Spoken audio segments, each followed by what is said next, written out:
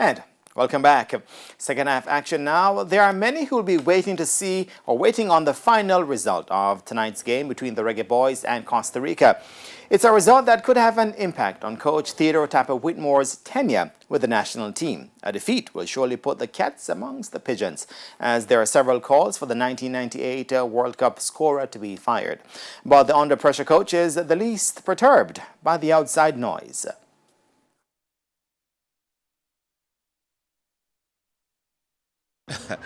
Well, again, what can I say?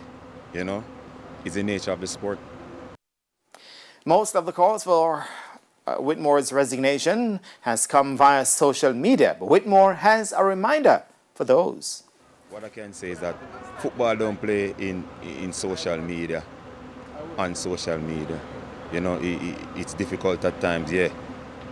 One have to wear your shoes to know how to tie your lace, so it's no big deal.